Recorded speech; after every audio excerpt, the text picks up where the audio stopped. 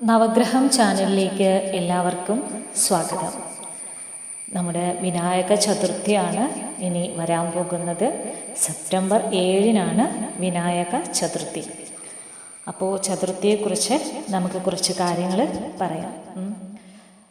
ശരിക്കും ഈ വർഷത്തെ ചതുർത്ഥി തുടങ്ങുന്നത് സെപ്റ്റംബർ 6-നാണ്, വെള്ളിയാഴ്ച, ചിങ്ങം 21-ന് വെള്ളിയാഴ്ച വൈകിട്ട് 3:01 സ്റ്റാർട്ട് ചെയ്യും. ശനിയാഴ്ച വൈകിട്ട് 5:37 വരെയാണ് ചതുർത്ഥി വരുന്നത്. നമുക്ക് എല്ലാവർക്കും അറിയാം എന്താ വിനായക ചതുർത്ഥി എന്നല്ലേ. ചിങ്ങമാസത്തിലെ വെളുത്ത പക്ഷത്തിലെ ചതുർത്ഥി ദിവസം അല്ലേ, അതാണ് വിനായക ചതുർത്ഥി, ഗണേശ ചതുർത്ഥി എന്നും പറയാം. എന്താ ഈ വിനായക ചതുർത്ഥി എന്ന് പറഞ്ഞാൽ ഗണേശൻ്റെ ജന്മദിനമാണ് വിനായക ചതുർത്ഥി അല്ലേ. മഹാരാഷ്ട്രയിലും മറ്റ് ഉത്തരേന്ത്യൻ സംസ്ഥാനങ്ങളിലൊക്കെ ഒരുപാട് വലിയ ആഘോഷമാക്കിയിട്ട് മാറ്റുന്ന ഒരു ഉത്സവം തന്നെയാണ് ഈ വിനായക ചതുർത്ഥി എന്ന് പറയുന്നത്. ചില ക്ഷേത്രങ്ങളിൽ ഈ ദിവസം ആനയെ പൂജിക്കുകയും ആനയൂട്ട് നടത്തുകയും ഒക്കെ ചെയ്യാറുണ്ട്. നമ്മളെങ്ങനെയാണ് ഇതിന് വ്രതം എടുക്കേണ്ടത്? എല്ലാ വ്രതങ്ങളെ പോലെ തന്നെ തലേ ദിവസം തന്നെ ഇതിൻ്റെ വ്രതം തുടങ്ങണം. തലേ ദിവസം എണ്ണ തേച്ച് കുളിക്കാൻ പാടില്ല, മത്സ്യമാംസാദികൾ കഴിക്കാൻ പാടില്ല. അങ്ങനെ തലേ ദിവസം മുതൽ വ്രതം എടുക്കണം. പിന്നെ ശനിയാഴ്ച എന്താ പഴവർഗ്ഗങ്ങൾ മാത്രം കഴിക്കുക, പാല്, ജ്യൂസ്, പഴങ്ങൾ ഒക്കെ കഴിക്കാം. പിന്നെ അന്നത്തെ ദിവസം നമ്മൾ പ്രത്യേകം ശ്രദ്ധിക്കേണ്ടത്, വ്രതം എടുക്കുന്ന ആൾക്കാർ ഭഗവാന്റെ നാമങ്ങൾ അന്ന് മുഴുവനായിട്ട് ജപിച്ചുകൊണ്ടേയിരിക്കണം. ഓം ഗം ഗണപതയേ നമ, ഇതാണ് ഏറ്റവും നമുക്ക് എല്ലാവർക്കും പെട്ടെന്ന് ചൊല്ലാൻ പറ്റുന്ന ഒരു ഗണപതി നാമാണത് അല്ലേ. ഓം ഗം ഗണപതയേ നമ 108 പ്രാവശ്യം മിനിമം 108 പ്രാവശ്യമെങ്കിലും ജപിക്കാം. അന്ന് മുഴുവനായിട്ട് ഭഗവാനെ മനസ്സിൽ ധ്യാനിച്ച് ഭഗവാന്റെ നാമങ്ങളിങ്ങനെ ജപിച്ചുകൊണ്ടിരിക്കാം. അതുപോലെ തന്നെ ഏറ്റവും നല്ലൊരു കാര്യമാണ് അന്നത്തെ ദിവസം ഗണേശൻ്റെ സഹസ്രനാമം ചൊല്ലുക എന്ന് പറയുന്നത്.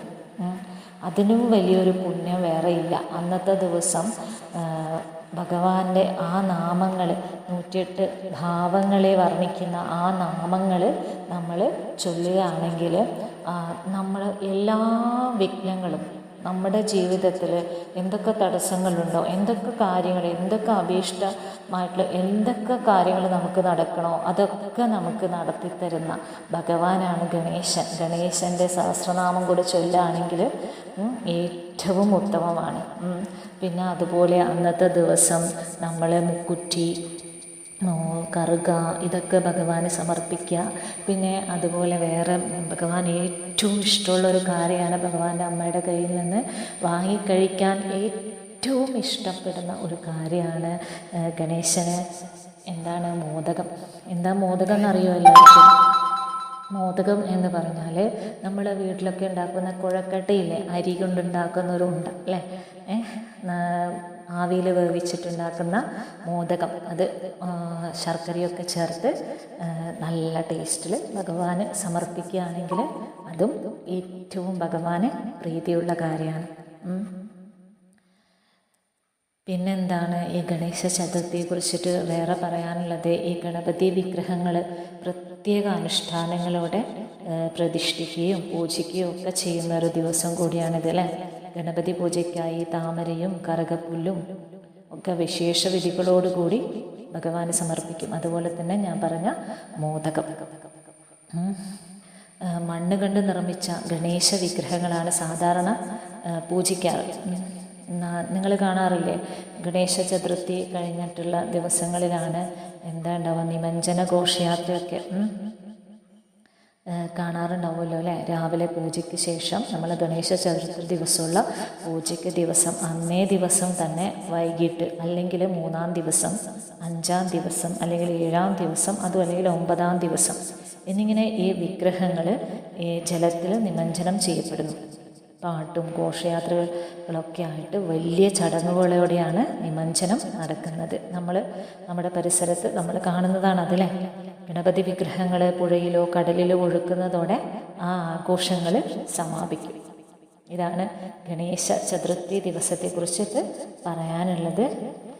പിന്നെ നമ്മളൊക്കെ സാധാരണ കേൾക്കുന്ന ഒരു കഥയുണ്ട് അല്ലേ, ചന്ദ്രനും ഗണപതിയും തമ്മിൽ ഉള്ളൊരു കഥ. എന്താ ചന്ദ്രനും ഗണപതിയും തമ്മിലുള്ള ബന്ധം അറിയോ? പണ്ട് ഒരു ദിവസം ഗണേശൻ്റെ പിറന്നാൾ ദിവസം, ചതുർത്ഥി ദിവസം, അന്ന് ഭഗവാന് പാർവതി ദേവി ഭക്ഷണമൊക്കെ വിളമ്പി ഇതൊക്കെ നല്ലോണം കഴിച്ചു. ഭക്ഷണപ്രിയനാണ് ഗണേശൻ. വയറ് നിറയെ ഗണേശൻ ഭക്ഷണമൊക്കെ കഴിച്ച് എഴുന്നേൽക്കുകയാണ്. അപ്പോൾ അടി തെറ്റി വീണു.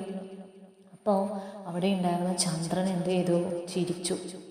അപ്പോൾ ഗണേശന് ഭയങ്കര ഒരു ഇഷ്ടക്കേടായത്. ഭയങ്കര കോപിച്ചു ഗണേശൻ. അപ്പോൾ ഗണേശൻ ചന്ദ്രനെ ശപിക്കുകയുണ്ടായി. ഇന്നേ ദിവസം, എൻ്റെ ഈ പിറന്നാൾ ദിവസം ആരാണോ നിന്നെ കാണുന്നത്, നിന്നെ വീക്ഷിക്കുന്നത്, അവർക്ക് ദുഷ്പേര് ഉണ്ടാകും. ആ ദുഷ്പേര് ഉണ്ടാവട്ടെ എന്ന് പറഞ്ഞ് ശപിച്ചു. അതുകൊണ്ടാണ് ആ ചതുർത്ഥി ദിവസം ചന്ദ്രനെ നോക്കാൻ പാടില്ല എന്ന് പറയുന്നത്. നമ്മൾ അതുപോലെ ഈ ദിവസം നല്ല വ്രതശുദ്ധിയോടുകൂടി വ്രതം എടുക്കുകയാണെങ്കിൽ ഗണേശനാമങ്ങളൊക്കെ ചൊല്ലി, പറ്റുമെങ്കിൽ സഹസ്രനാമമൊക്കെ ചൊല്ലി നമ്മൾ അന്നേ ദിവസം നല്ല രീതിയിലുള്ള വ്രതം എടുക്കുകയാണെങ്കിൽ ആ ചതുർത്ഥി ദിവസം മുതൽ പിറ്റേത്തെ വർഷം ചതുർത്ഥി ദിവസം വരെയുള്ള എല്ലാ തടസ്സങ്ങളും ഭഗവാൻ നീക്കിത്തരും. ഓരോ വർഷവും നമ്മളിങ്ങനെ അപ്ഡേറ്റ് ആക്കിക്കൊണ്ടിരിക്കും. അതാണ് ഗണേശൻ എന്ന് പറയുന്നത്. നമ്മൾ എന്ത് പൂജകളായാലും നമ്മുടെ വീട്ടിലുള്ള ഫംഗ്ഷനാണെങ്കിലും എന്ത് ഫംഗ്ഷനാണെങ്കിലും നമ്മൾ ഫസ്റ്റ് സ്മരിക്കേണ്ടത് ആരെയാണ്? ഗണേശനാണ്. എന്തെങ്കിലും ഭക്ഷണം ഉണ്ടാക്കിയാൽ തന്നെ എന്താ പറയുക? ഗണേശന് കൊടുത്തിട്ട് ബാക്കി കഴിക്കും. എന്തിനും ഫസ്റ്റ് പ്രയോറിറ്റി ഗണേശനാണ്. അതുപോലെ ഭഗവാനെ ആരാധിക്കാനുള്ള ഭഗവാന്റെ ദിവസമാണ്, ജന്മദിവസമാണ് ചതുർത്ഥി എന്ന് പറയുന്നത്. അപ്പോൾ എല്ലാവരും അന്നേ ദിവസം വേണ്ട പോലെ, കഴിയുന്ന പോലെ വ്രതം എടുക്കുക. കഴിയുന്ന പോലെ എന്താ ചെയ്യാം, ഈ പഴവർഗ്ഗങ്ങളൊക്കെ കഴിച്ചിട്ട് തന്നെ അന്നേ ദിവസം വ്രതം എടുക്കാൻ ശ്രമിക്കുക. ഗണേശമന്ത്രങ്ങളൊക്കെ ചൊല്ലുക. പിന്നെ അതുപോലെ ഗണേശമന്ത്രങ്ങളെക്കുറിച്ച് പറഞ്ഞപ്പോഴാണ് എനിക്ക് ഓർമ്മ വന്നത്, നമ്മൾ ഉദ്ദിഷ്ടകാര്യസിദ്ധിക്ക് ആണ് നമ്മൾ ജപിക്കുന്നതെങ്കിൽ, പ്രാർത്ഥിക്കുന്നതെങ്കിൽ ഓം ഏകദന്തായ വിദ്മഹേ വക്രതുണ്ടായ ധീമഹി തന്നോ ദന്തി പ്രചോദയാത് എന്ന മന്ത്രം ജപിക്കുക.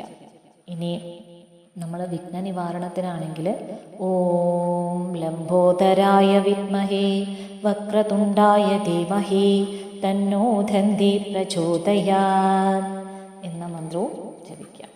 ഇതൊന്നും പറ്റാത്തവർ ഓം ഘം ഗണപതയേ നമ എന്നെങ്കിലും ജപിക്കുക. Okay, thank you. എല്ലാവർക്കും അഡ്വാൻസ്ഡ് ആയിട്ട് ഗണേശ ചതുർത്ഥി ആശംസകൾ. ഓം ഗണേശായ നമഃ.